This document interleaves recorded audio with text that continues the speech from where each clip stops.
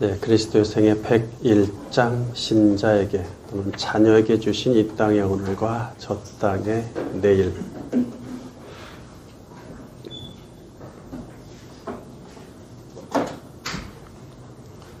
백장에서 끝나려고는 했는데 처음에는 이 부분을 잘 이해하기 힘들어 하는 것 같아서 한 번 더 다루고 있습니다.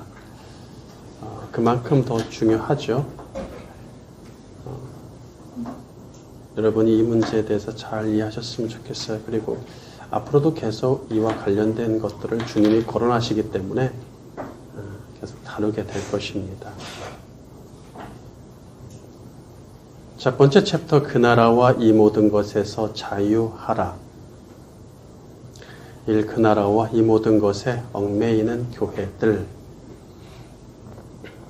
무엇을 먹을까 마실까 입을까 먹고 사는 것에 해당되는 모든 것을 이 모든 것이라고 하기로 했어요. 네.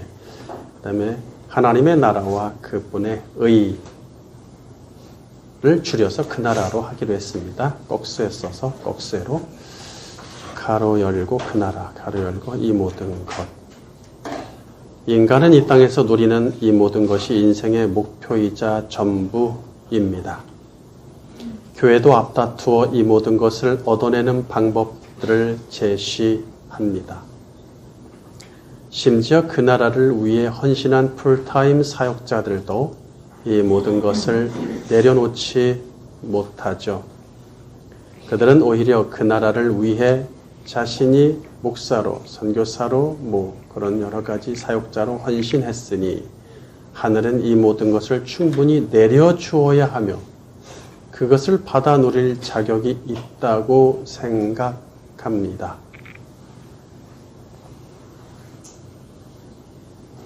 그것은 그가 목사나 선교사로 헌신했기 때문에 이 모든 것을 주시는 게 아니라 그런 말씀은 성경에 없어요. 뭐기 때문에? 자녀기 때문에 아버지가 주시는 거다. 그 부분에 있어서는 사역자나 풀타임이나 파트타임이나 아니나 동급입니다. 예수님은 하늘 자녀는 이 모든 것이 아니라 그 나라를 찾는 자들임을 분명히 밝히셨어요. 그렇다면 우리는 지금 그 나라를 찾고 있습니까? 아니면 이 모든 것을 찾고 있습니까? 만약 그 나라를 찾고 있다면 구체적으로 무엇을 어떤 방식으로 찾고 있는지 점검해야 합니다. 11조 내고 있죠. 그럼 피 같은 돈인데 11조를 내고 있고 내가 주일날 와서 예배를 드리죠. 그게 찾는 것입니까? 어디에 그런 말이 있어요? 성경에? 일요일날 예배 참석하고 11조 내면 그것이 그 나라를 찾는 자라고 어디에 나와 있습니까? 그렇게 띄엄띄엄 아는 거죠, 예수님을. 예수님의 말씀을 띄엄띄엄 안다는 거는 예수를 띄엄띄엄 안다는 얘기겠죠.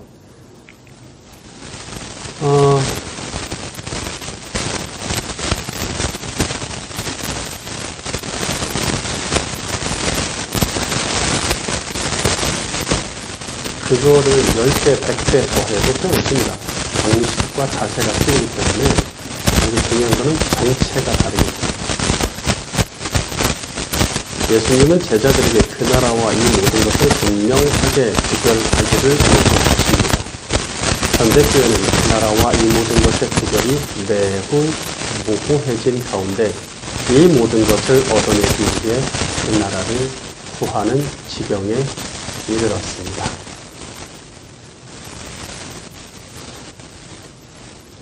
이 모든 것은 자녀에게 덤으로 거저 주어지므로 그것을 얻으려고 애쓸 필요가 없잖아요. 신자가 이 모든 것에 연연하고 그것을 더 얻고 누리려는 것은 불신자처럼 육의 것에 에드노스, 이교도들처럼 육의 것에 대한 욕심이 있기 때문이겠죠.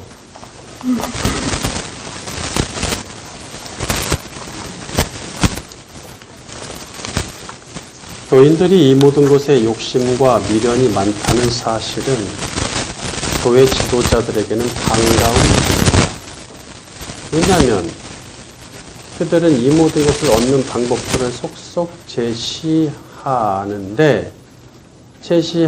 것들을 통해서 꽤 짭짤하거든요. 그리고 그 방법들은 이내 그 나라를 구하는 방법으로 연결을 시키죠. 예. 이 모든 것들을 너무 좋아하니까 오늘날 교인들이, 특히 한국 교인들이 너무 좋아해요. 사랑해요. 그래서 이 모든 것을 얻는 방법을 제시를 하는데 그냥 제시하면 사입이죠. 그러니까 그 나라와 연결을 시킵니다. 그 나라를 구하는 방법으로. 즉 이 모든 것을 충분히 받아 누리기 위해서 그 나라에 투자하는 방법들이 제시됩니다.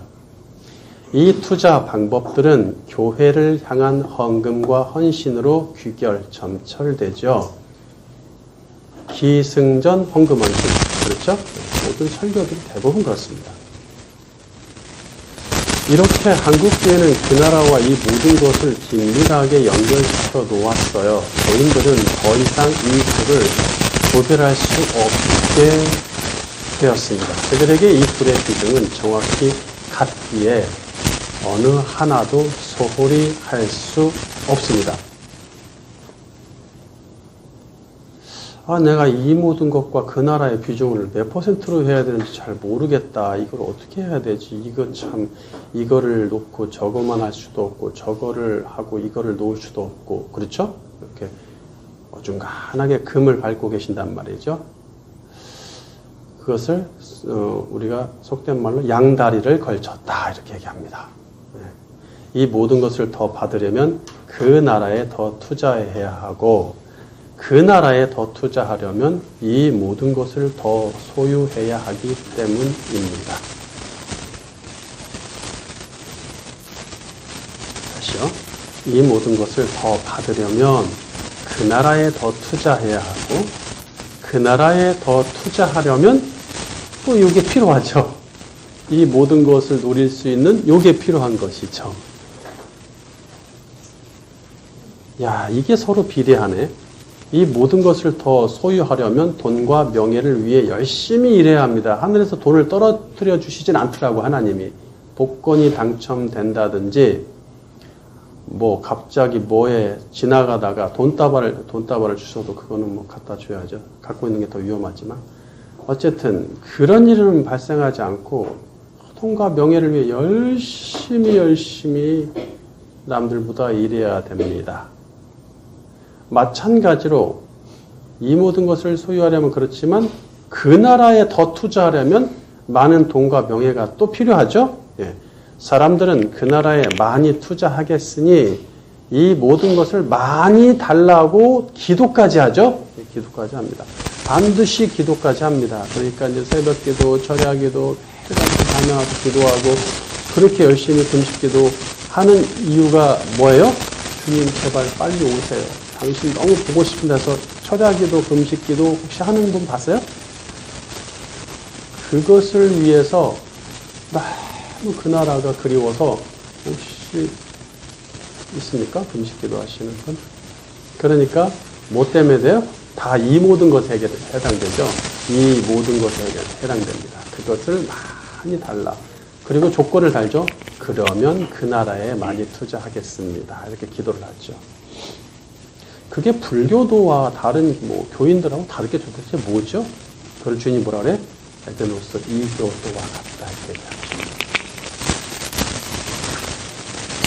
이렇게 그 나라에 투자하려고 이 모든 것을 위해 일하고 이 모든 것을 받으려고 그 나라를 위해 일하니 다시 이렇게 그 나라에 투자하려고 이 모든 것을 위해 일하고 이 모든 것을 받으려고 그 나라를 위해 일하니 이 둘에 얽매여 살아갑니다. 한국교회는 돈도 잘 벌고 헌금도 많이 하는 것이 미덕이 되었습니다. 즉 이 모든 것을 많이 받아 누리면서 그 나라에 많이 투자하는 교인이 훌륭한 교인이며 믿음 좋은 신자로 평가를 받지요.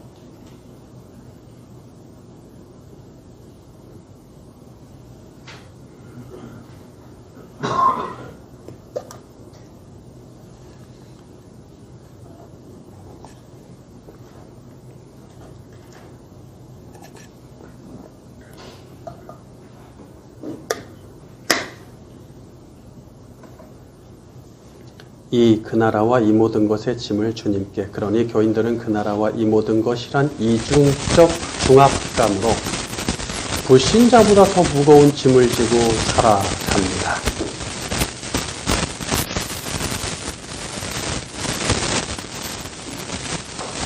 아무 중압감이 없으면 좀 그렇잖아요. 그러니까 마음이라도 좀 중압감이라도 있어야 되겠죠. 근데 더 많은 중압감, 2배. 왜? 세상 사람들은 이 모든 것밖에 없으니까 한 가지 중압감만 있으면 되는데 우리는 한 가지가 더 추가됐어. 주님은 당신의 제자들이 이런 무거운 짐을 지게 하시려고 그 나라와 이 모든 것을 말씀하시진 않았습니다. 그동안 니네 짐 참 지고 살았지? 베드로야 네가 배, 요한아 네가 배 타고 다니면서 식구들 먹여 살리라고 그냥 손이 갈라지도록 그물을 던져서 힘들었지. 나한테 어때? 제자가 돼. 내가 그 나라라는 짐을 하나 더 얹혀서 아주 굴려 죽게 만들게. 그러려고 말씀하시지 않았을 거 아니에요. 오히려 주님은 이 모든 것 때문에 수고하고 무거운 짐을 진 자들을 쉬게 하시려는 목적을 가지시죠. 마태복음 11장 28절 수고하고 무거운 짐 진 자들아 다 내게로 오라. 내가 너희를 쉬게 하리라. 나는 마음이 온유하고 겸손하니 나의 멍에를 메고 내게 배우라. 그리하면 너희 마음이 쉼을 얻으리니 이는 내 멍에는 쉽고 내 짐은 가벼움이라 하시니라.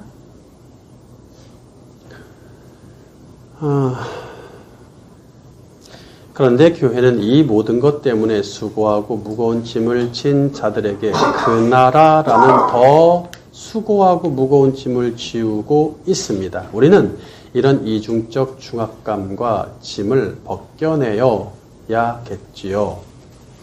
인생 짐의 리셋, 삶의 방식의 리셋이 필요합니다. 초기화, 공장 초기화. 죄를 가진 인간은 무거운 인생의 짐을 지고 살다가 그 짐에 눌려 죽죠.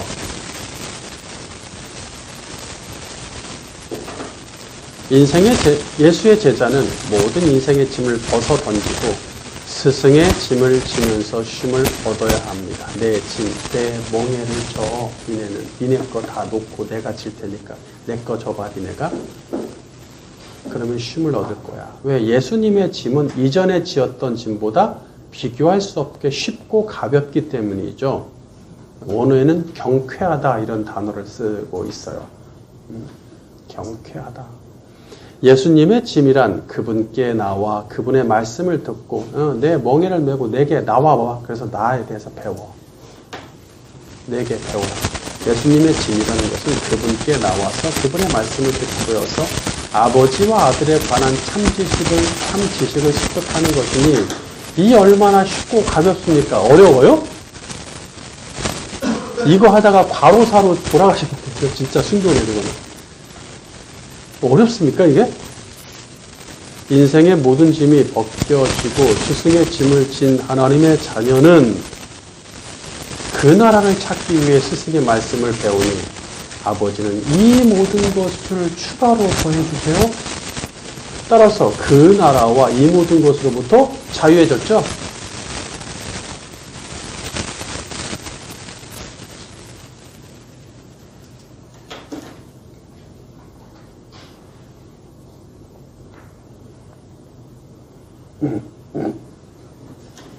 두 번째 챕터, 우리의 비전은 이 땅의 내일인가 저 땅의 내일인가.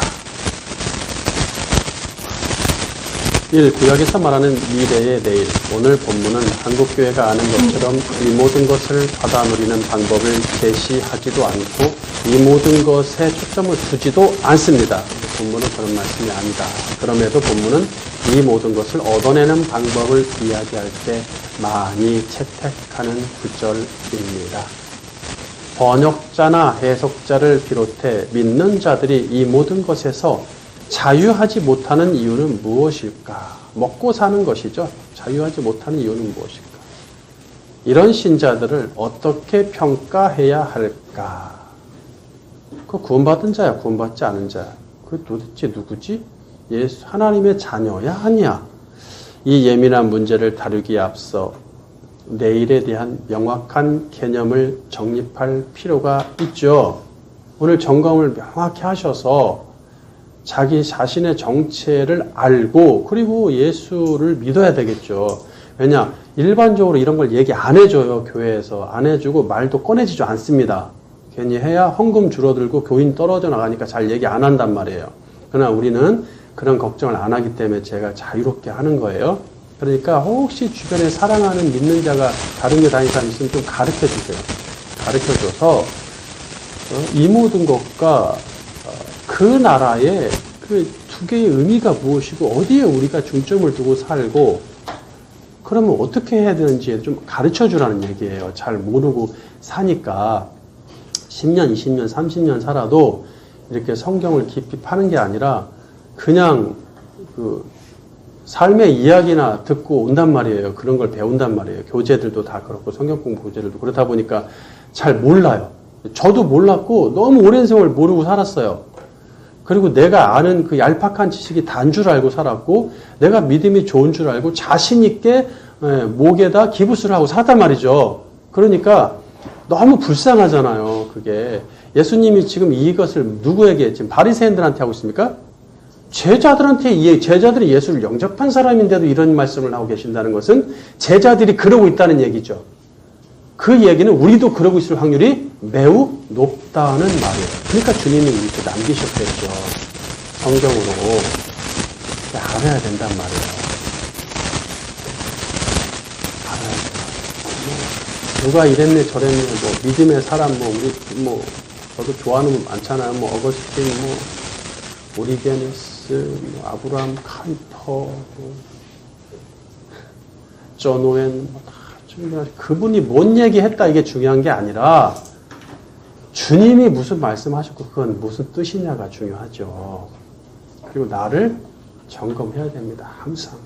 주님이 그런 의미에서 이 말씀을 주셨단 말이에요. 이 예민한 문제를 다루기에 앞서 내일에 대한 명확한 개념을 정립할 필요가 있습니다.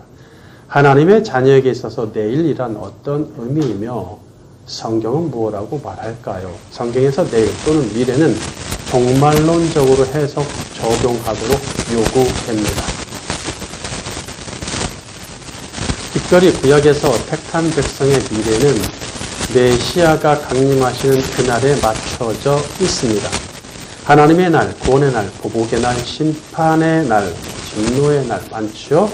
그런 날로 일컬어지는 그 날은 원어로 바이옴 하후인데 이는 그의 날이라고 번역 해석될 수도 있단 말이에요. 항상 그의 날이라는 것을 그의 날로 번역했다고 해서 문제될 건 없어요.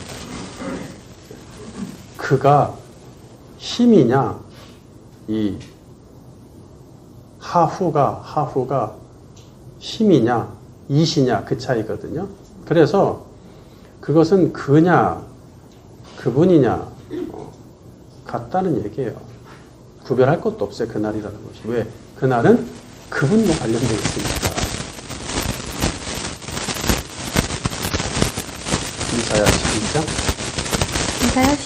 10절 그날에 이새의 뿌리에서 한 싹이 나서 만민의 빛으로 설 것이요 열방이 그에게로 돌아오리니 그가 거한 곳이 영화로우리라. 예레미야 23장 6절 그의 날에 유다는 구원을 받겠고 이스라엘은 평안히 살 것이며 그의 이름은 여호와 우리의 공이라 일컬음을 받으리라. 예레미야 30장 7절 바른 성경 슬프다. 그날은 큰 날이 될 것이니 그와 같은 날이 다시는 없을 것이다.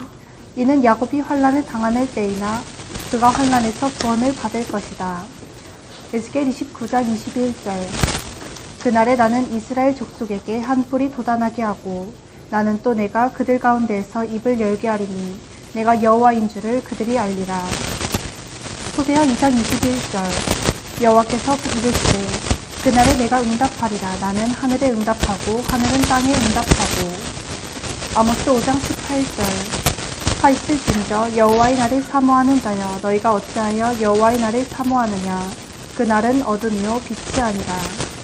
아모스 9장 11절 그날에 내가 다윗의 무너진 장막을 일으키고 그것들의 틈을 막으며 그 허물어진 것을 일으켜서 옛적과 같이 세우고. 스바냐 1장 15절. 그날은 분노의 날이요 환난과 고통의 날이요 황폐와 패망의 날이요 캄캄하고 어두운 날이요 구름과 흑암의 날이요. 스가랴 9장 16절. 그날에 여호와께서 자기 백성들을 양떼같이 구원할 것이니 그들은 참으로 왕관의 보석같이 여호와의 땅에서 빛날 것이다. 스가랴 13장 1절. 그날에 죄와 더러움을 씻는 샘이 다윗의 족속과 예루살렘 주민을 위하여 열리리라. 네. 그러니까 이 바욤 하후에 대한 그날에 대한 구절이 엄청 많습니다. 그리고 선지서에서 다루지 않는 선지서가 없을 정도로 제가 그냥 몇 개만 아주 소수만 뽑아왔을 뿐이지, 그리고 거의 다 다루었어요. 우리가 창조타락부 속에서. 이따가 뒤에서 이제 뒷부분에서 하루의 원칙을 다시, 우리 하루의 원칙 배웠죠? 하루의 원칙을 다시 거론할 텐데, 그거와 연관돼서 조금 더 추가적으로 말씀을 드린다면, 구약 성경에는 내일이라는 것이, 그러니까 오늘, 내일 우리 만나자. 이런 거 말고, 이런 내일 말고. 소위 우리는 비전이라고 해야 조금 알아듣죠. 하도 이게 세뇌를 시켜나가지고 한국 사람들한테 비전, 그러니까 미래, 나의 내일, 우리의 앞날, 이런 거에 해당하는 그 내일이란 개념이 아예 없습니다. 재밌지만 그 개념이 없어요. 하루의 원칙입니다. 그러니까 오늘밖에 없는 거예요. 당장 오늘 이 율법을 지키는 것도 이 보통 문제가 아니에요. 벅차요. 그러니까 무슨 그것을, 그 율법을 하나라도 어기면 어떻게 죽잖아요, 그냥. 증인이 있으면 증인에 의해서 심판을 받아서 제사장이 판결을 내리고 형벌을 당하지만 몰래 했을 때는 하나님과 둘만 알 경우에는 하나님이 죽이세요. 무시무시한 시대란 말이에요, 그때가. 그러니까 옛 시대에는 오늘이 지금 관건이지 내일이라는 게 없다니까, 아예. 그래, 그렇게 살다 보니까 도대체 우리한테는 내일이 없는 거야? 이런 생각을 할 수 있잖아요. 이게 도대체 이게 어떻게 해야 되는 거야? 이렇게 하다가 과연 내일이 있겠냐는 거지. 실패하고 그렇게 실패하다가 나중에는 다 읽습니다. 다 읽고 나서 제 주님이 말씀하시는 하나님 내일을 얘기합니다. 너희들의 내일이 있단다. 그게 그날이야. 이렇게 말씀하시는 거죠. 자, 한두 시간 이상 해야 되는 거죠. 일단 압축을 했습니다. 여러분들이 요거를 많이, 그날에 대한 걸 너무 많이 다루기 때문에 이 정도면 해도 이해되실 거라고 믿어요. 두 번째, 비전으로 포장된 이 땅의 내일. 우리는 이미 주님이 초림한 이후 시대를 살고 있으므로 우리에게 남은 내일은 재림밖에 없습니다. 그렇죠? 그러니까 메시아의 강림에 내일이라는 것이 초점이 맞춰져 있잖아요. 구약의 내일이.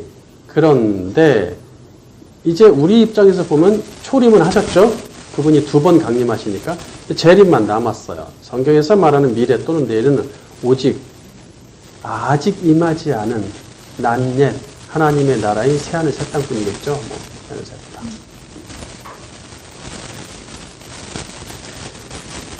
자, 그래서 편의상 천국인 그 나라를 염두에 둔 영적 내일이죠. 이거는 영적인 내일이에요. 영적인 시각으로 봐야 되는 것이고, 영적으로 트인 자들한테만 이해되는 영적 내일을 저 땅의 내일이라고 칭할게요. 저 땅, 저기 위에 있는 땅, 그래서 저 땅의 내일이라 칭하고, 육신으로 사는 이 땅에서 이 모든 것을 염두에 둔 육적인 내일, 나의 육을 위한 내일을 이 땅의 내일이라 칭하겠습니다. 자, 한 글자 차이인데 어마어마한 차이죠?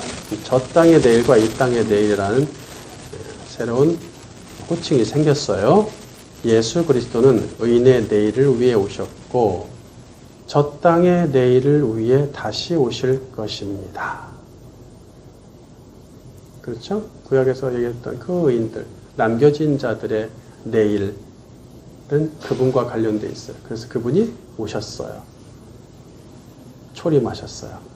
의인의 내일을 위해서 오셨습니다. 그리고 우리는 그걸 받았죠? 그러므로 그분은 저 땅의 내일 재림을 통해서 그것을 위해 다시 오실 것이다.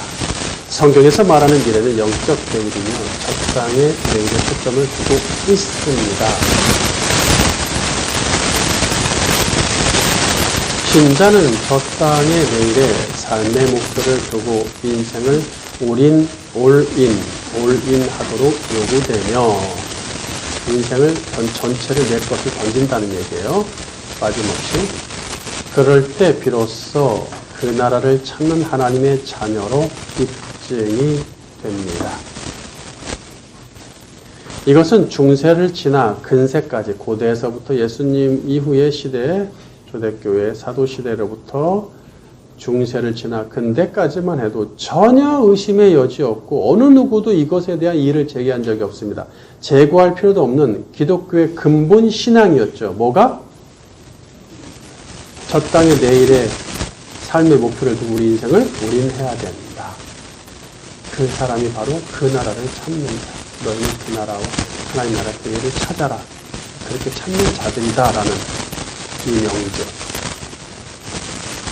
근본 신앙이었어요. 본문 31절에서 33절 세 번역. 그러므로 너희는 무엇을 먹을까, 무엇을 마실까, 무엇을 입을까를 말하면서 염려하지 말라. 너희 하늘 아버지는 너희가 이 모든 것이 필요함을 알고 계시고 이교도들은 이 모든 것을 추구한다. 그러나 너희는 최선인 하나님 나라와 그분의 의를 찾아라. 이 모든 것이 역시 너희에게 추가될 것이다.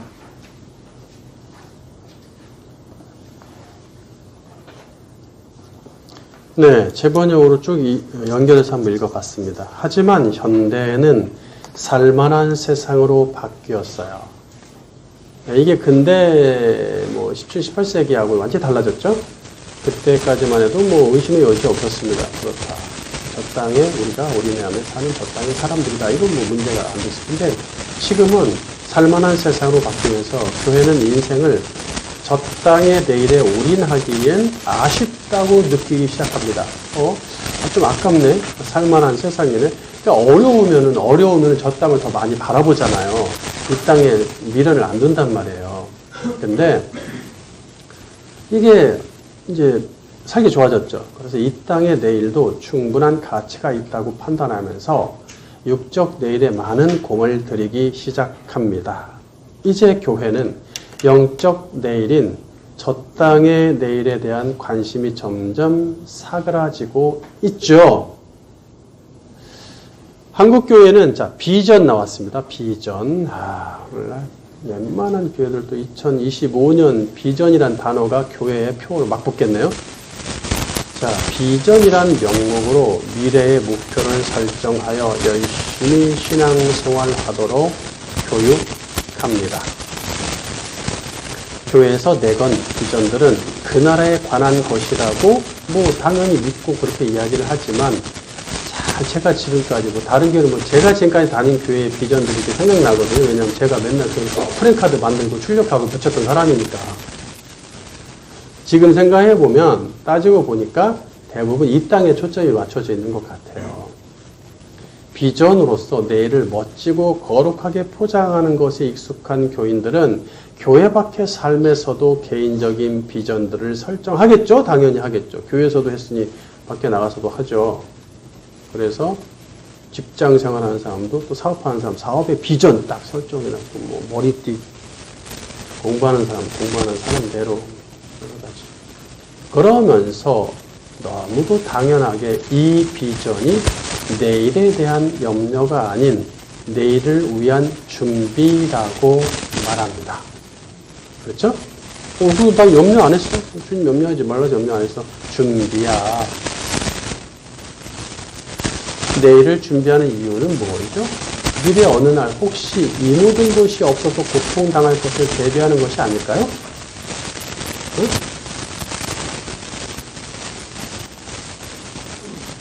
내가 불쌍한 사람들은 매달 100만 원씩 내서 불쌍한 애들을 돕고 또 선교비를 100만 원씩 내 한 달에 200을 내가 주를 위해서 내가 벌어서 드리는데 내가 나중에 나이를 먹고 일을 그만두면 그 200만 원에 그걸 못 내니까 어떡하지? 그 나라를 위해서 내가 뼈 빠지게 일해서 주를 위해서 하고 나는 고작 하루에 간신히 새끼 먹는데 근데 내가 나이를 먹고 나면 그걸 못하면 어떻게 하지? 라고 생각해서 내일을 준비하신 분 계십니까? 혹시?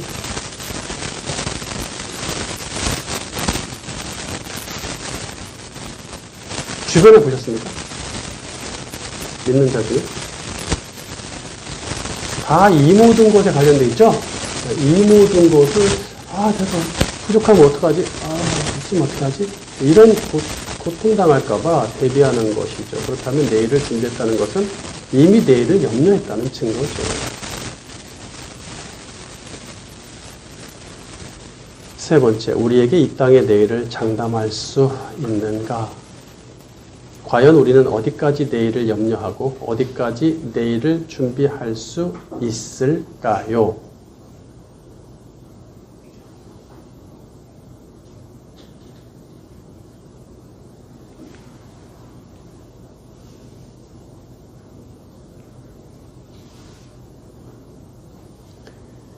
한국 사람들은 내일을 염려해서 인생의 앞날과 노후를 위해 갖가지 보험을 들고 요거 조금 지난주에 했던 거 앞으로 좀 갖고 왔어요. 다시 한번 되풀이 되는 게 있어요. 내용을 좀 더 제가 추가해서 더 설명하느라고 한 장을 더 만들느라고 지난주에 얘기했던 거지만 다시 해도 괜찮아요. 우리는 내일을 염려해서 인생의 앞날과 노후를 위해 갖가지 보험 들고 연금 들고 적금 들고 머리싸 매고 계획합니다. 저는 근래에 이 모든 것에서 초월하여 자기 인생의 내일, 즉 이 땅의 내일을 전혀 신경 쓰지 않는 신앙인을 본 적이 없습니다.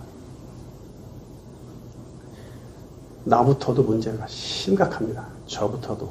그래서 저는 제가 반성을 가장 많이 합니다. 아니라고 하면서도 몸에 배어있는 것을 이 찌꺼기들을 벗어버리고 싶은데 그게 안 되는 것이죠. 끊임없이 점검을 해야 됩니다.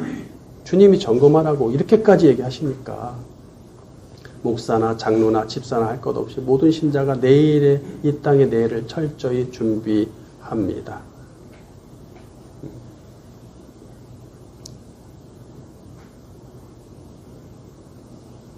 지난주에도 동료들을 만나고 왔는데, 주요한 이야기는 연금과 보험이었습니다. 목사들이 하기야, 은퇴하면 먹고 살기 어렵죠.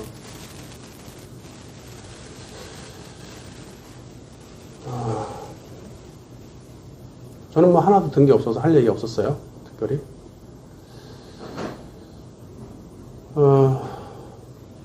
그럼에도 어느 누구도 신자가 이 땅의 내일에 연연하는 태도를 지적하지 않으며 오히려 내일을 준비하는 비전을 가진 바르고 부지런한 신자로 여깁니다. 이교도인 불신자는 이 땅이 전부이므로 그렇게 열심히 내일을 준비하는 것은 이해가 되죠. 당연하죠. 그렇지만 신자가 그들처럼 내일에 연연하는 것은 좀처럼 이해하기 어렵습니다.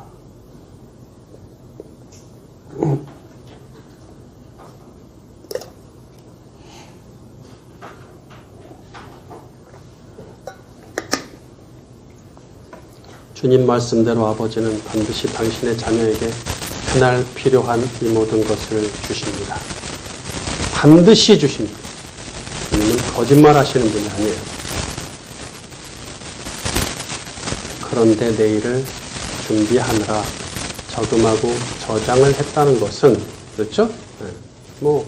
어쨌든 뭔가를 냈다는 것은 뭔가를 치르고 뭘 들고 보험, 연금 대고 저축, 저장이죠. 다 했다는 것은 그날의 생존을 위해 쓰고 남았다는 얘기겠죠? 남았으니까 하지. 혹시 오늘 세 끼를 못 먹고 한 끼도 간신히 먹었는데 그것도 안 먹고 저금하시는 분 계세요? 그걸로 연금 드시는 분 없으시죠? 남았으니까 하는 거예요. 남았으니까. 그날 분량을 쓰고도 남은 경우는 두 가지일 것입니다. 그날 분량을 쓰고도 남은 경우는 두 가지일 것입니다.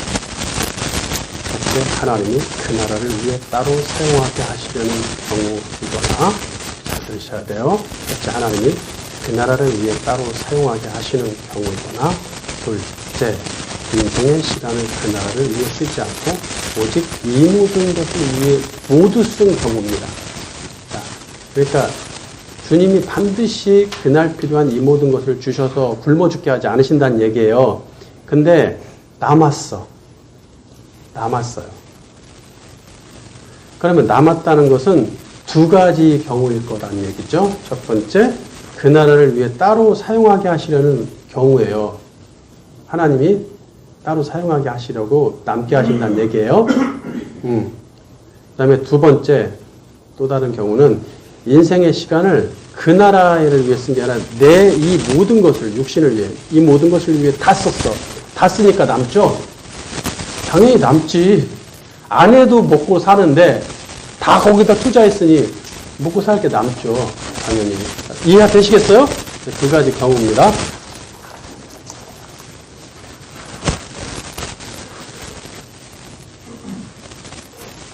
첫째의 경우, 하나님이 뭔가 그 나라를 더 쓰게 하실 게 있다는 것입니다. 남았으면 남은 것을, 내 미래를 위해 연금보험 저축 이런 거 말고, 어려운 이웃이나 공동체의 일원 또는 교회나 선교사역 등 그 나라를 위해 쓸 필요가 있겠죠. 많아요. 너무 많아요. 세상에 아무리 살기 좋아도 우리 주변에 어려운 사람들이 많습니다. 주님이 하라 그랬잖아요. 자선을 해라. 명령하셨어요. 이미 이전에, 이거 얘기하기 전에 다 말씀하셨어요. 너희들을 박해하고 욕하는 자들일지라도 사랑하고 그렇게 이것을 위해서 다 퍼줘라. 속옷 달라면 걷어주고 겉옷 달라면 속 다 꺼내줘라. 이렇게 말씀하셨죠. 그러니까 이것은 쓰라고 주시고, 주로 이제 재정을 가지고 좀 넉넉하게 하나님 주셔가지고 사업을 주셔서 그걸로 선교나 여러 가지의 사역에 후원하시는 분들 많죠? 네, 그런 경우입니다. 그거는 해야 돼요. 하나님이 그렇게 하게 하신 거지. 자기가 잘났고 믿음이 좋고 기술이 좋고 부지런히 살아서 그걸 얻은 게 아니라 하나님이 그렇게 하도록 그냥 주신 거예요. 덤으로. 더. 그걸 아는 사람들은 하나님의 뜻에 맞게 합니다. 근데 얘기했듯이 내가 사업을 해서 성공해서 주의를 많이 하겠습니다라는 그릇된 비전을 가진 저의 과거 같은 경우에는 나도 잘 살고 그분도 잘 살고 이렇게 내 욕심이 들어가 있었다는 얘기죠. 그럼 어떻게 되는가? 아나니아 삽비라가 되는 거죠. 그렇죠. 그들은 남았어요. 남았는데 그거를 싹 빼놓죠. 만약 남은 것을 먹고 사는 것에 모두 쓰거나 비축한다면 만몬에게 예속되어 땅의 재물을, 땅의 보물이라고, 땅의 보물을 너에게 쌓지 말고 하늘의 보물을 너에게 쌓아라 이렇게 배웠죠. 우리가 올바르게 잘 배웠어요. 그 땅의 보물, 재물을 자기에게 쌓는 오류를 범할 수 있다는 얘기예요. 자, 둘째 경우 봅시다. 그러니까 불신자들은 이 모든 것에 올인하죠. 올인하기 때문에 남아요. 남으니까 그들은 또 미래가 이 땅의 전부기 때문에 이 땅을 준비할 수밖에 없어요. 본능이 그렇습니다. 근데 우리는 이 땅이 전부가 아니기 때문에 우리의 보물을 어디다 쌓아? 하늘의 보물을 우리한테 쌓는 거죠. 똑같은 얘기지만. 그래서 우리는 거기에 올인할 필요가 없다는 얘기입니다. 거기에 올인할 필요가 없어요. 근데도 남아 돌아가는 거는 거기에 올인을 많이 하셨던 거죠. 그러니까 남죠. 그래서 둘째 경우는 불신자와 다를 바가 없는 것이죠. 그러니 이 땅에 내일은 있어도 저 땅에 내일은 없습니다. 이 땅에서 상을 다 받았기 때문에 상의 개념도 다 배웠어요. 자기의 열정과 시간을 이 모든 것을 위해 쓰는 일에는 점점 줄이고 그 나라를 찾는 일에 점점 더해야 할 것입니다. 이렇게 바뀌어야겠죠. 점점 점검하셔야 돼요. 자기를. 본문과 평행구절인 누가복음 2장에 주님은 이 모든 대책을 철저히 준비했던 부자 비유를 추가하시죠. 누가복음 12장 16절 바른 성경. 또 예수께서 그들에게 비유를 말씀하셨다. 어떤 부유한 사람의 밭이 풍성한 수확을 내었다. 그가 속으로 생각하며 말하기를 내 곡식을 쌓아둘 곳이 없으니 어떻게 할까 하며 그가 말하였다. 이렇게 해야겠다. 내가 내 곡간들을 헐어버리고 더 큰 것들을 지어 거기에 내 모든 곡식과 물건들을 쌓아 놓아야겠다. 그리고 내 영혼에게 말하기를 영혼아 내가 여러 해 동안 쓸 물건을 많이 쌓아 놓았으니 너는 쉬고 먹고 마시고 즐겨라 라고 하였다. 그러나 하나님께서 그에게 말씀하시기를 어리석은 자야 이 밤에 내가 내 영혼을 내게서 도로 찾을 것이다. 그러면 내가 예비한 것들이 누구의 것이 되겠느냐 하셨으니 자기를 위하여 재물을 쌓아두면서도 하나님께 대하여는 부유하지 못한 자가 이와 같다. 예수께서 제자들에게 말씀하셨다. 그러므로 내가 너희에게 말하니 목숨을 위하여 무엇을 먹을까 몸을 위하여 무엇을 입을까 걱정하지 마라. 이 모든 것들은 세상 사람들이 찾는 것들이다. 너희 아버지께서는 너희에게 이것들이 필요하다는 것을 아신다. 오히려 너희는 그분의 나라를 찾아라. 그러면 이것들을 너희에게 더하여 주실 것이다. 누가복음의 이 비유, 부자 청년 비유가 삽입이 돼 있단 말이죠. 더 이해를 쉽게 해주기 위해서 예수님이 더 얘기를 해주셨단 말이에요. 자, 그러니까 가득 이제 뭐 연금보험 뭐 할 거 없이 가득 두고 다 사놓고 다 해놨어. 해놓으니까 주님이 얘기하기를 야, 원래 인간이 보통 한 80까지 사는데 80 사는데 너 보니까 안 될 것 같아. 내가 60까지만 살게 할 거야.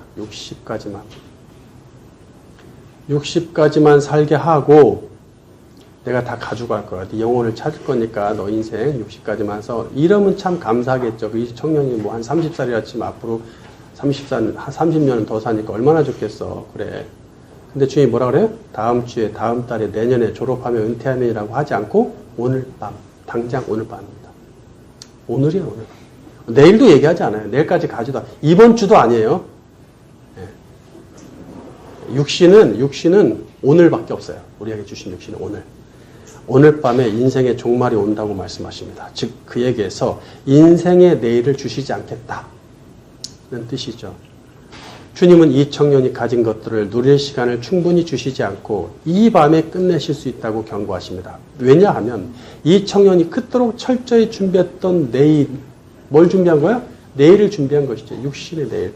이 땅의 내일을 철저히 준비한 것인데 내가 인생의 내일을 안 줘버리면 뭐냐는 거죠. 그것이, 그 준비한 것이.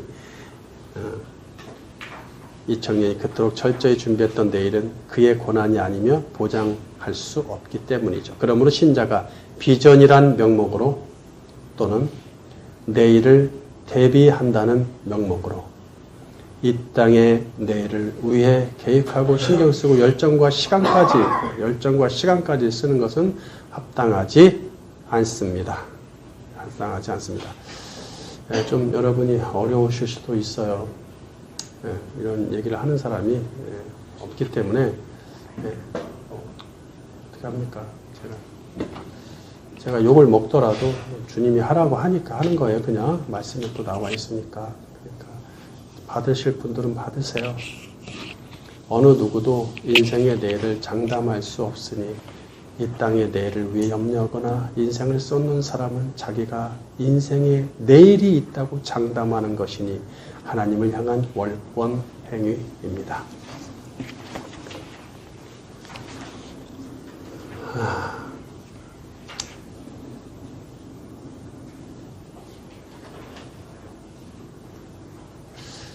세 번째 챕터 이 땅의 오늘과 저 땅의 내일. 우리에게 주신 이 땅의 오늘, 슬기로운 5 처녀는 저 땅의 내일을 바라보고 살았기에 기름을 준비했습니다. 저 땅에서 쓸 기름이었죠? 저 땅에. 이 땅에서 쓸 게 아니었어요. 저 땅의 내일을 바라보고 살았기에 기름을 준비했죠. 반면 나머지 5 처녀는 10처녀 비유예요. 나머지 5 처녀는 이 땅의 내일을 바라보고 살았기에 시간이 없다고 기름 준비를 미루다가 낭패를 보았습니다. 이 낭패는 어떤 낭패예요?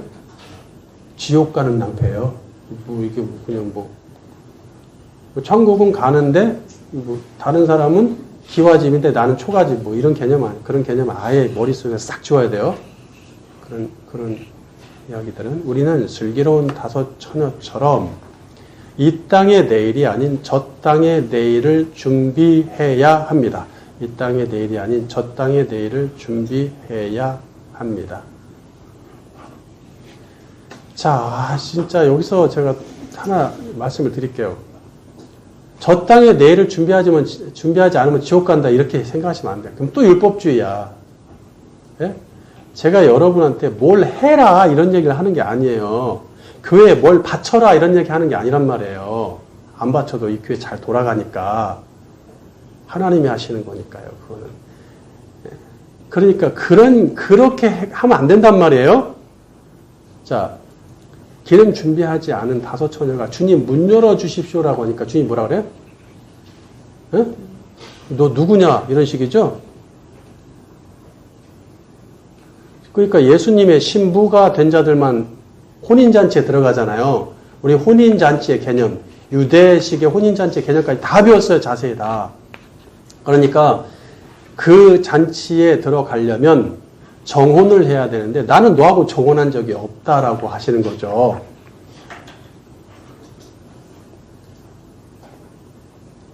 왜? 저 땅은 내가 노력해서 따르는 게 아니라 주님 영접하면 그냥 받는 거예요. 받아요. 조심하셔야 돼요. 이게 대부분이 뭐예요? 다 여기 율법주의로 싹 바꿔놨단 말이에요. 그래야 뭘 하거든. 그래야 교인들이 움직이거든. 교인도 더 데리고 오고 전도도 하고 헌금도 하고 뭐도 하고 막 하거든. 예. 슬기로운 다섯 처녀처럼 이 땅의 내일이 아닌 저 땅의 내일을 준비해야 합니다. 저 땅의 내일을 준비하려면 신랑이신 그리스도께 모든 인생의 초점을 맞춰야겠죠. 그 과정에서 충분한 기름이 준비될 것입니다. 네. 주님과 정혼한 자들은 기름을 준비 안 할 수가 없어요. 어떻게 안 합니까? 그게 전부인데 어떻게 차일피일 어리석은 다섯 처녀처럼 미룰 수가 있어요? 있을 수가 없어요. 우리한테는 그런 것이. 그럼 왜 차일피일 미뤄? 아니니까. 그분의 자녀가 아니니까. 그분의 신부가 아니니까. 정체를 밝혀야 된다는 얘기죠. 하나님의 자녀에게는 이 땅의 오늘과 저 땅의 내일이 있습니다. 뭐요? 이 땅에서는 오늘밖에 없어요. 이 땅에서는 오늘, 그리고 저 땅에서는 내일이 있습니다. 요것만 알아도 오늘 말씀은 다 이해하신 거예요. 우리에겐 그 나라를 찾는 일에 올인해도 아깝지 않은 이 땅에 오늘이 있고 아름답고 영광스러운 저 땅에 내일이 있습니다. 저 땅에 내일 찾는 자들입니까? 사모하십니까? 그 혼인잔치에 들어가고 싶지 않으십니까? 아휴, 이 땅에서 결혼잔치도 많고 결혼잔치 가서 맛있는 뷔페나 실컷 먹으면 다행이지 뭐. 저 땅에 혼인잔치까지 걱정할 필요가 있나요?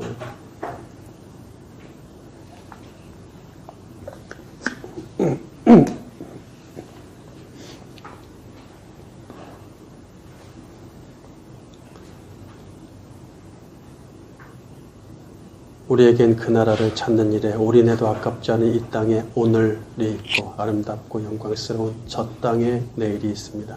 하나님은 만나를 통해서 택한 백성에게 하루의 원칙을 가르치십니다. 출애굽기 16장 4절 바른 성경. 여호와께서 모세에게 말씀하셨다. 보아라, 내가 너희를 위해 양식을 하늘에서 비같이 내릴 것이니 백성들이 나가서 매일 그날 분량을 거두도록 하여라. 내가 이같이 하여 그들이 내 법에 따라 행하는지 그렇지 않은지 시험할 것이다. 모세가 그들에게 말하기를 아무도 그것을 아침까지 남겨두지 마라 하였으나 그들이 모세의 말을 듣지 않았고 그들 가운데 어떤 사람들이 그것을 아침까지 남겨두었더니 벌레가 생기고 냄새가 나므로 모세가 그들에게 몹시 화를 내었다. 그들이 아침마다 각자 먹을 만큼만 그것을 거두었는데 해가 뜨거워지면 그것이 녹아버렸다. 그래서 육의 양식이든 영의 양식이든 우리에게 필요한 분량은 당일에 필요한 만큼의 양식입니다. 마태복음 6장 11절 오늘 우리에게 일용할 양식을 주시옵고 누가복음 11장 3절 우리에게 날마다 일용할 양식을 주시옵고 이로써 성경은 우리가 이 땅에 오늘에 충실하기를 요구합니다. 그러니까 아침에 가서 오후 말고 아침에 가서 정해진 시간에 가서 그날의 만나를 거두와 그날 분량만 어렵습니까? 그거 하려고 머리 감아야 돼요? 혹시?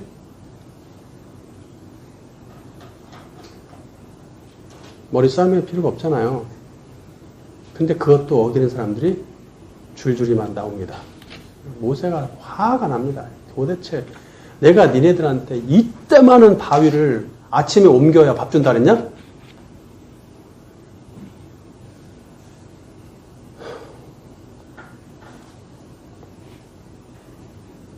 오늘에 충실한데 그것은 그 충실은 감당할 만하고 더 쉽습니다.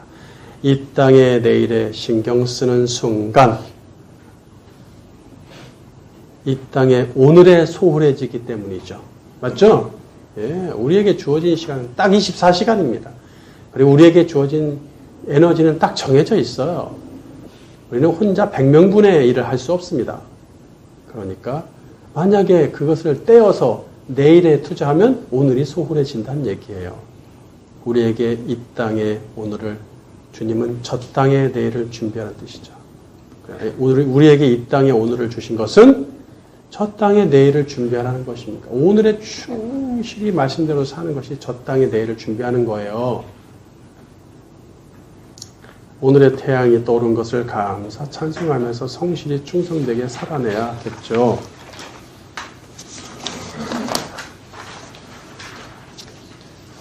두 번째, 이 땅의 하루에 충실하라. 주님은 내일이란 시간을 통해서 이 땅의 하루에 집중하게 하십니다. 이 땅의 하루 또는 오늘 괜찮습니다. 본문 34절 그러므로 내일 일을 위하여 염려하지 말라. 내일 일은 내일이 염려할 것이요 한날의 괴로움은 그날로 족하니라. 본문 34절 개역 한글 그러므로 내일 일을 위하여 염려하지 말라. 내일 일은 내일 염려할 것이요 한날 괴로움은 그날에 족하니라. 이것도 살짝만 다루고 말았기 때문에 조금 더 다루는 거예요.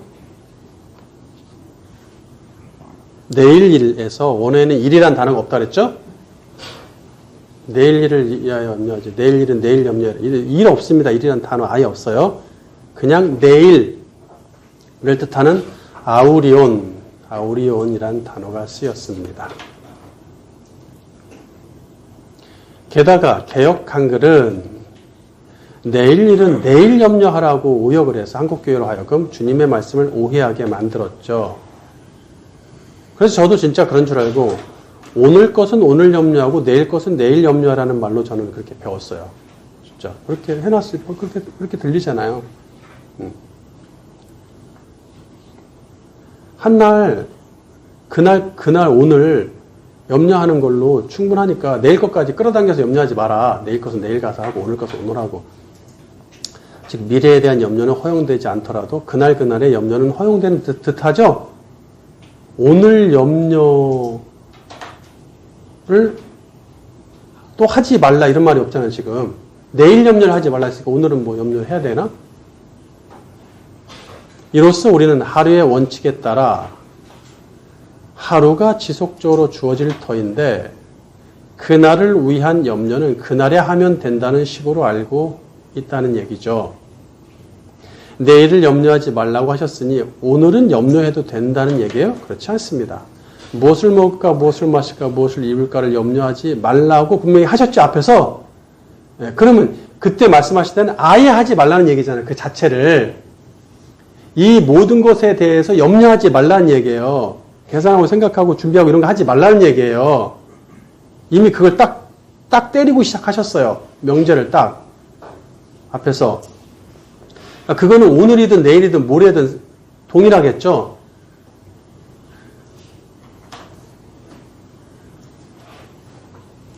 즉, 이 모든 것에 대한 염려 자체를 금지하셨습니다. 그것이 오늘이냐 내일이냐 모레냐가 중요한 게 아니라 금지하셨어 자체를. 오늘에 대한 이 모든 것이든 내일에 대한 이 모든 것이든 내년에 대한 이 모든 것이든 은퇴 후에 이 모든 것이든 상관없이 염려하지 말아야 한다는 얘기예요. 맞죠? 맞습니다. 자, 내일을 위하여 염려하지 말라 또는 내일을 염려하지 말라. 뭐 번역이 좀 다른데 아마 바른 성경은 내일을 염려하지 말라라고 해놨을 거예요. 위하여를 뺐을 거예요. 개역 한글하고 개역 개정 위하여는 넣었는데 이 위하여에 해당하는 원어는 에이스입니다. 무엇을 향하여, 무엇을 위하여란 뜻도 있지만 무엇까지, 무엇 동안에 이런 뜻도 있습니다. 그러니까 이걸 이해를 잘 하셔야 돼요. 내일을 향하여 염려하지 말라. 이렇게 직역이 될 수 있단 말이에요. 내일을 향하여. 내일을 위하여도 되지만 내일을 향하여라고 염려하지 말라. 그래서 지금 이 순간부터, 지금 이 말씀하는 이 순간부터, 오늘 지금 말씀하고 계시죠? 이 순간부터 내일을 향하여 염려하는 거니까 내일까지 염려하지 말라는 뜻이 되는 거예요, 이게. 우리나라 말의 이 번역이 참 이런 부분 뉘앙스가 차이가 있는데 지금을 포함해 내일을 향하고 있는 그 모든 시간들이 있죠? 그 시간 속에서 다 염려가 금지되는 거예요. 네? 자, 그러니까 예를 들어서 47번 각주의 문자 강조요. 영어 성경 중에도 고두비 신학 성경 이런 데서는 이 에이스를 뭐뭐까지 unto로 적용을 합니다. 그러니까 내일까지 염려하지 말라고 되어 있는 거야. 그럼 지금도 염려하면 안 되는 거죠? 그래야 앞에서 딱 뭘 먹을까 마실까 입을까 이런 거 염려하지 말라 했잖아요. 시간에 관계없이 그거하고 맞는 거잖아, 지금 문맥이. 이는 오늘 것에 해당하는 것을 받았다는 사실을 전제하겠죠? 오늘 것을 받았으니까 내일까지에 해당하는 오늘 것을 받았으니까 내일을 향하는 모든 시간에서 염려가 필요 없다는 얘기죠. 계속 그렇게 사는 거야, 하루하루를. 그러니까 내일은 당연히 염려할 것도 없고 내일 주실 거니까.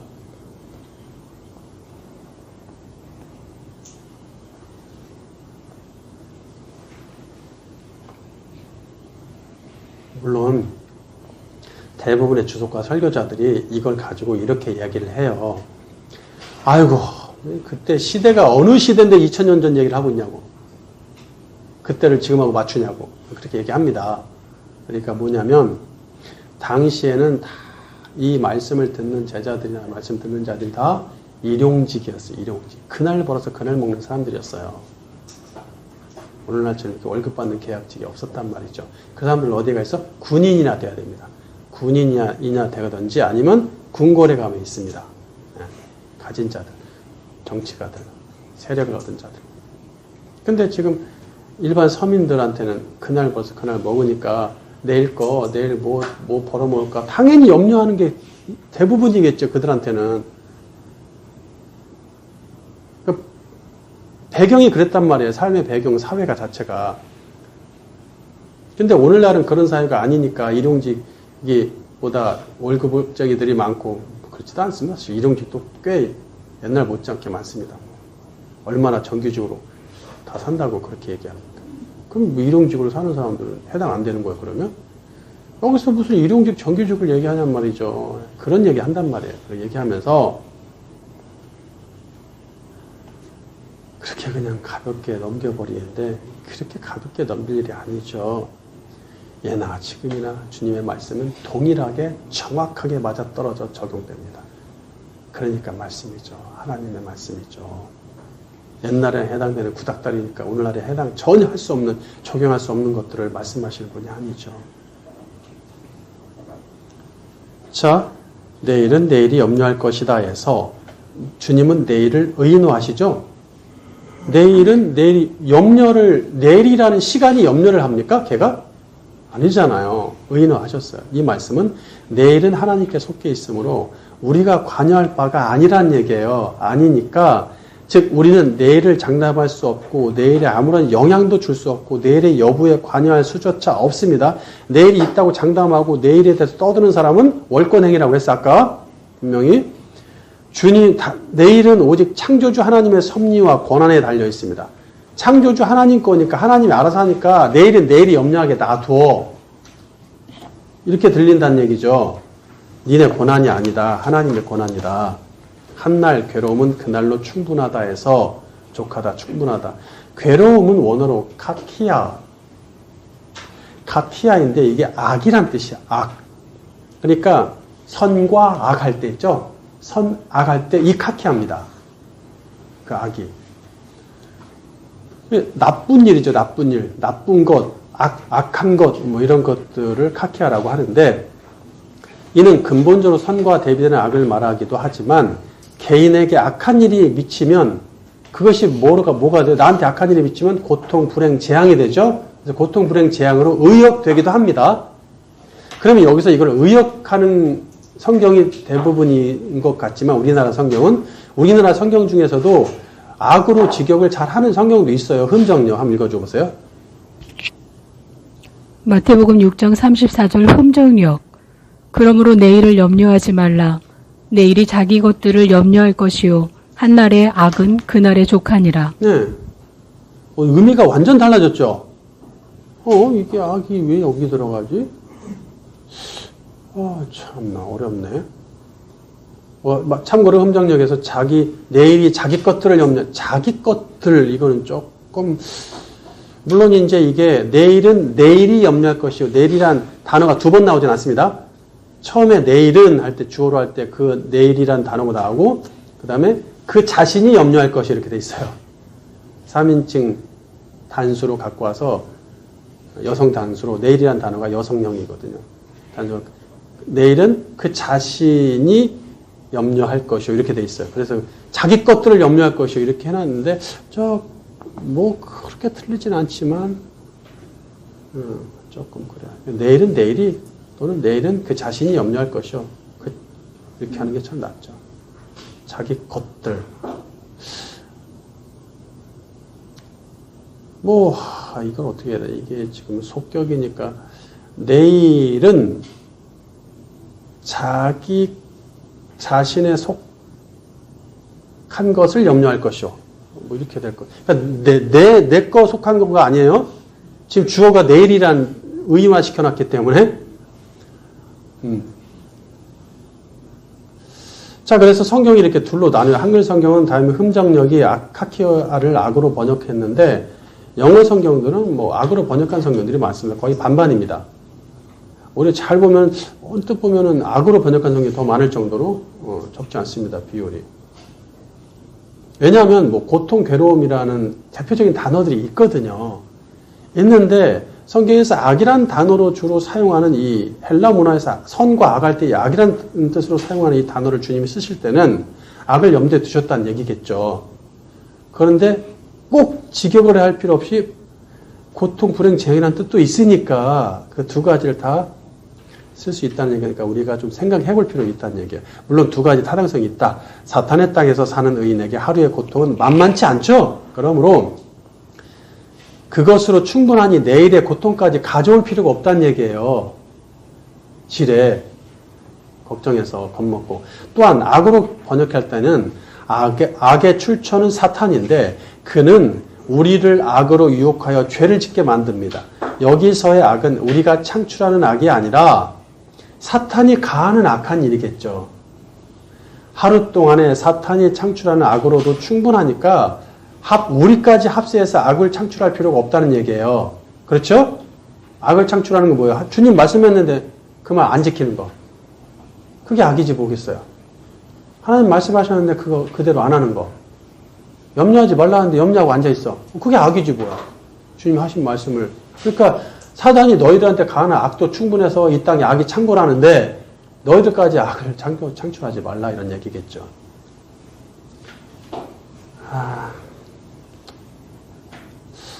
세 번째 어긋난 열정. 아버지께서는 자녀에게 오늘에 필요한 이 모든 것도 주시고 그 나라를 찾을 조건과 환경까지 주십니다. 우리가 내일을 위해 할 것은 아무것도 없으니 오늘에 충실하면 그만입니다. 그 나라와 이 모든 것을 위해 우리가 해야 할 결정적인 일이 없다는 얘기예요. 결정적인 거는 없습니다. 그냥 그분의 말씀에 순종하는 것도 보통 일이 아니에요. 그거나 좀 잘했으면 좋겠어. 이렇게 말하면 우리를 무기력하게 만든다고 반문하겠죠. 왜냐하면 한국교회는 우리 교인들에게 최선을 다해 열심히 사회생활도 하고 종교생활도 하도록 교육을 받기 때문입니다. 예. 그 나라를 위해서도 이 모든 것을 위해서도 열정을 가지고 최선을 다해 일해야 한다는 것이겠죠.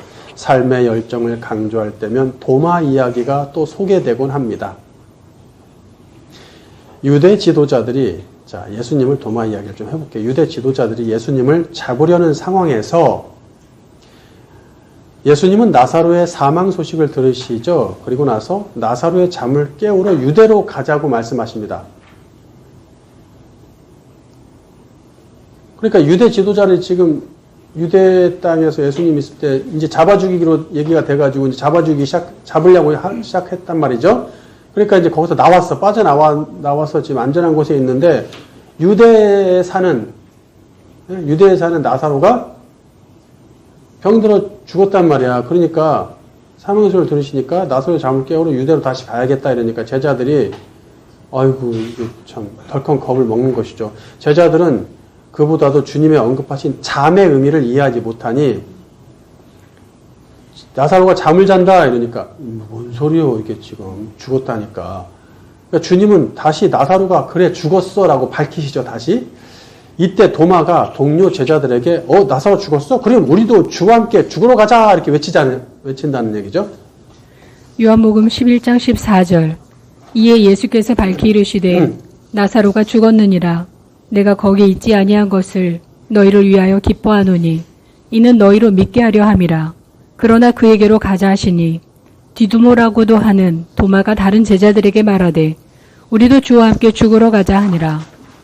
예수께서 와서 보시니 나사로가 무덤에 있은지 이미 나으리라. 네.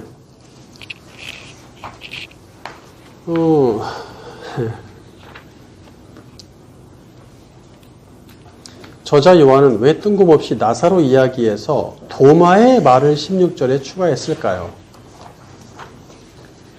그의 열정을 본받자는 의도였을까요? 보통 설교자들은 도마를 긍정적으로 평가하면서 우리도 도마와 같이 죽음을 두려워하지 않는 열정과 결단을 갖자고 말합니다. 그래 유튜브 가서 그냥 들어보세요.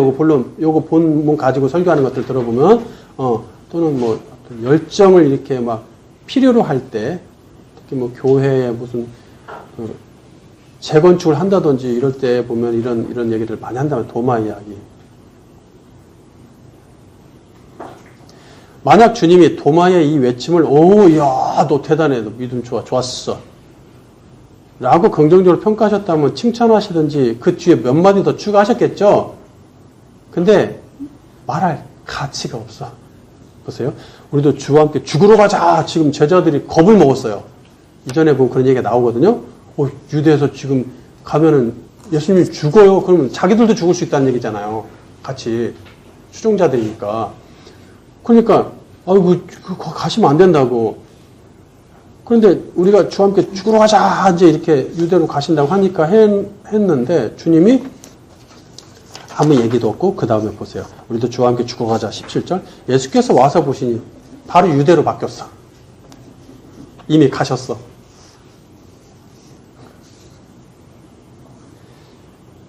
이 말 해야겠네. 참고로 이 구절 얘기할 때 공부할 때 배우겠지만 참고로 얘기하면 우리도 주와 함께 죽으라 할 때 주와 함께라는 단어가 없어요. 원어에.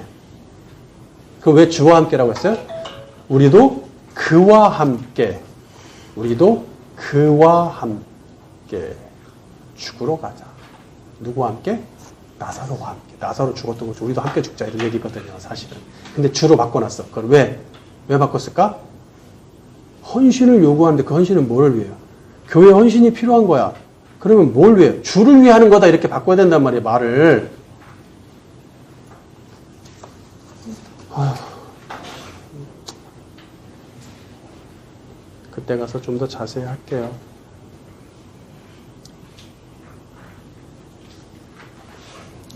하지만 주님은 도마의 외침을 무시하듯 한마디 언급도 없이 유대로 출발하십니다. 도마의 태도는 상황 파악을 하지 못한 상태에서 어긋난 열정의 대표적인 사례입니다.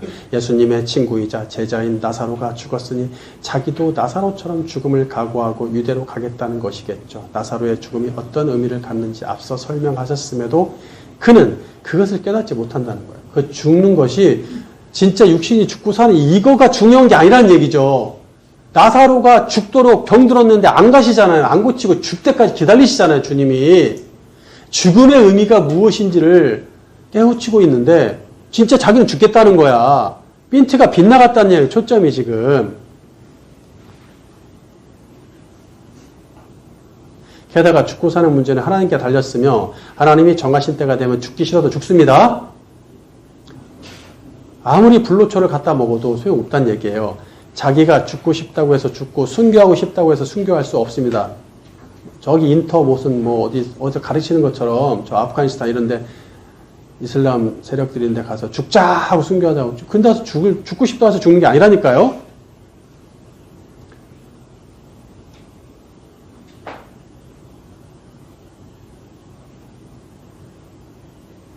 그렇게 할 수 없으니 하나님이 정하신 때가 있기 때문입니다.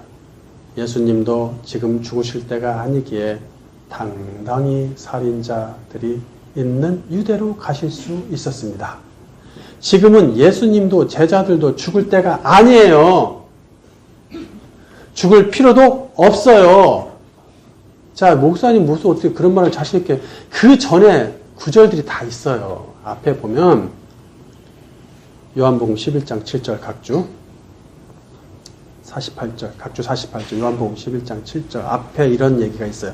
그 후에 제자들에게 이르시되 유대로 다시 가자 하시니 제자들이 말하되 랍비여 방금도 유대인들이 돌로 치려 하였는데 또 그리러 가시려 하나이까 예수께서 대답하시되 낮이 12시간이 아니냐 사람이 낮에 다니면 그 이 세상의 빛을 보므로 실족하지 아니하고 이 세상의 빛은 뭐죠? 예수님이지 뭐야. 요한이 처음에 요한 서신에서 맨 처음 한 게 뭐예요? 말씀이 계시니라. 그 말씀이 뭐라고? 빛이라고 얘기하잖아. 그 빛은 그분이다 얘기하고 시작하잖아요. 빛에 대한 이 복음을 가장 정확히 가장 자세히 설명하는 요한 서신 아니겠습니까? 세상의 빛을 보므로 죽을 일 없어. 밤에 다니면 빛이 그 사람 안에 없는 거로 실족하는 거야. 이해하시겠죠? 너니 나와 함께 난 지금 죽을 때가 아니거든.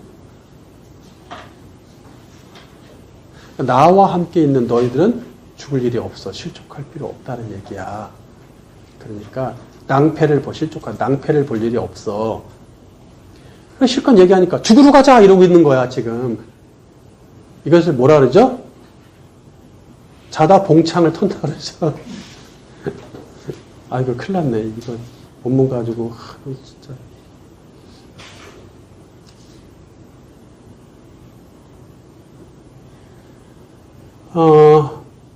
따라서 도마의 이 외침은 자기가 하나님의 영광을 위해 또 예수님을 위해 자기 뜻대로 죽겠다는 섣부르고 충동적인 열심에 지나지 않습니다. 그 나라와 이 모든 것을 놓치지 않으려는 우리의 열심은 어긋난 열정이 될 수 있습니다.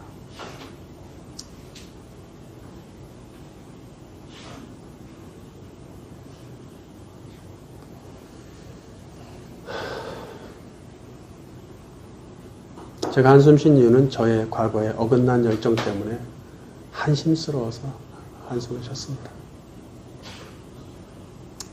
결론, 이쯤 되면 약속의 땅에서 일약스타가 된 예수님이 직접 세우고 제자로 인정한 사람들은 자부심이 대단했을 것입니다. 이야, 자부심이 대단하죠.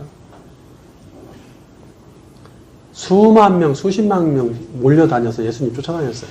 예?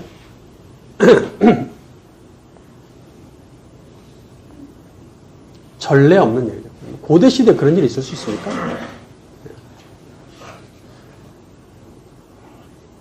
지금은 그렇게 광화문에 수만 명 모여도 거기다 대고 총을 난사할 수는 없잖아요. 근데 옛날엔 그게 가능했어요. 옛날엔 가능했어요. 그러나 지금 언제야? 식민지 일제시대란 말이 우리나라, 일제시대에 우리나라 사람들이 10,000명이 모여서 광화문에서 집회하면은 일본 애들이 가만히 있겠습니까? 그거하고 똑같은 시대예요. 그런데도 꼼짝 못합니다. 건드리지 못하는 상황이에요, 지금. 유대나 가야 위험하지만 나머지 땅에서는 아직까지는 정말 좋습니다.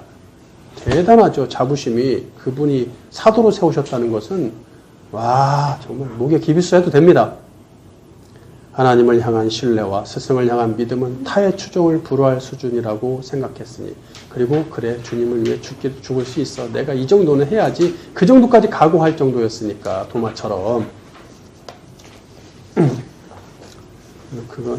그것이 좋은 건 아니지만, 어긋났지만. 그런데 주님은 제자들의 믿음이 마치 어린아이와 초신자처럼 작다고 일단 지적하고 시작하셨죠. 물론 예수를 영접한 신자의 초기에 누구든지 나타날 수 있는 작은 믿음입니다. 하지만 작은 믿음이 이미 저 땅을 선물 받은 자들한테 하시는 말씀이에요. 저 땅을 받자마자 저 땅에 합당한 이 땅한 믿음이 한 번에 떨어지는 게 아니에요, 나한테.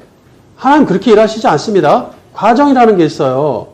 성경은 그 과정을 단계 바울이 매우 세밀하게 그걸 얘기하죠. 수준을, 믿음의 수준을, 성화를. 그래서 처음에 초기에 나타나는 작은 믿음. 하지만 이 작은 믿음이 지속되는 것은 책망받을 일이므로 주님은 믿음의 성장을 요구하신다는 얘기예요. 3년 공생애 동안 제자들은 믿음이 적음에 대해 여기 말고도 다른 구절에서도 수차례 책망을 받죠. 그들은 주님이 죽으시고 부활하신 후에야 예수님의 말씀을 믿게 되고 깨닫게 됨으로써 비로소 내놓을 만한 믿음이 되죠. 그때나 가서야. 그 많은 기적을 옆에서 체험했는데도 불구하고 못 믿죠. 주님은 먹고 사는 것에 해당하는 이 모든 것을 하나님이 거저 주신다는데도 의심하고 염려하는 제자들에게 야, 이 믿음이 적은 자들아. 답답하다. 이렇게 지적하시죠. 믿음의 크기는 하나님을 향한 신뢰의 크기와 비례하겠죠. 뭐하고 비교하시겠어요? 믿음의 크기. 난 믿음이 좋아. 40년 믿었어. 난 목사야. 그런 얘기 안 했으면 좋겠어요. 믿음의 크기는 하나님을 향한 신뢰의 크기와 비례합니다. 하나님을 향한 신뢰가 어떻게 생겨날까요? 하나님을 신뢰할수록 믿음이 크고 믿음이 클수록 하나님을 더 신뢰하겠죠. 그럼에도 지금 이 순간부터 시작해서 다가올 모든 시간에 대해서 염려하지 말라는 명령은 온전히 하늘만 바라보고 살라는 뜻이겠죠. 그러니까 막 이 땅에 가득 쌓아놓고 준비해놓으면 하나님 안 봅니다. 안 보게 돼 있어요. 하나님을 안 바라보고 하늘을 안 바라보고 하나님을 신뢰하지 못할 환경을 내가 계속 만드는 거예요. 그리고 교회에서 계속 그런 환경을 부추겨. 교회를 신뢰하고 목사를 신뢰하지 말고 하나님을 신뢰하라는 얘기야. 하나님을.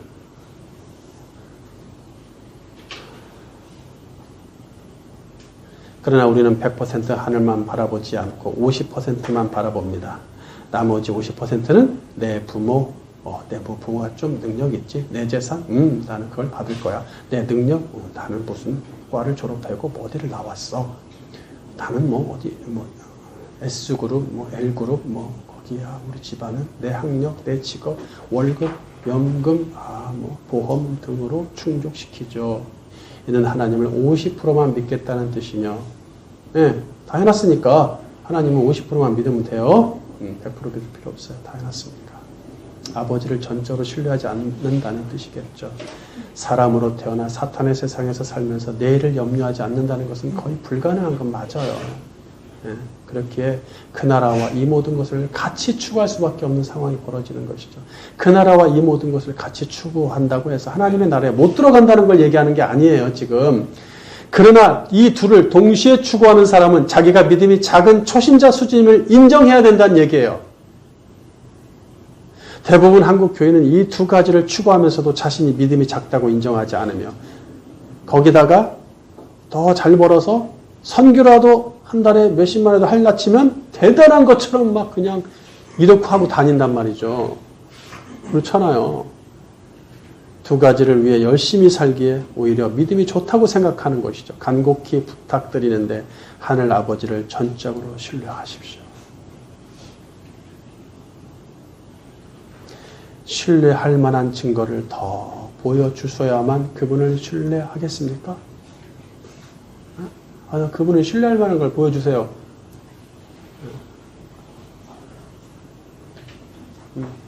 이번에 이거 합격시키면 당신을 신뢰하겠습니다. 그게 뭐예요? 하나님 아버지는 외아들을 죽이실 정도의 열심과 사랑으로 우리를 구원하셨습니다. 더 필요하세요? 더 증거가 필요합니까? 그분을 신뢰할 만한 자격이 그분이 있다는 것을 뭘 더 보여줘야 됩니까? 우리에겐 저 땅에 내일이 있다는 얘기예요. 그냥 받았어요. 섣부른 신앙생활, 어긋난 열정, 작은 믿음으로 근근히 종교 생활을 유지하고 있으면 되겠어요. 그럴 것 같으면 차라리 아무것도 하지 말고 하늘만 바라보십시오. 그분이라도 일하시게. 그리고 우리에게 주어진 이 땅의 오늘을 충실히 사십시오. 내일 장렬히 전사할지라도 그 죽음은 영광스럽고 복된 상급입니다. 오늘. 이 땅의 오늘. 이 땅은 오늘밖에 없어요. 하나님은 내일이 태양을 떠오르게 하신다면, 그리고 그 태양을 우리로 하여금 보게 하신다면 또 그날 가서 이 땅의 오늘이 또 있겠죠. 이 땅의 오늘이 또 있고 이 땅의 오늘이 또 있다가 내일은 저 땅에 가는 거예요. 이 원리가 어렵습니까? 네? 머리 싸매고 한 10년 공부해야 됩니까? 바위를 옮겨야 돼요? 몇 개를? 돈을 몇 억을 바쳐야 됩니까? 주님이 그런 거 요구하셨습니까? 어디에 그런 게 있어요? 네?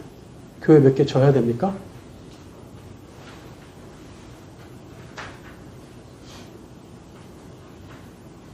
이 땅의 내일을 얘기하지 마십시오. 비전을 얘기하지 마십시오. 아버지가 자녀에게 선사하신 이 땅의 오늘과 저 땅의 내일을 충분히 누리고 만끽하기를 주님의 이름으로 축원합니다.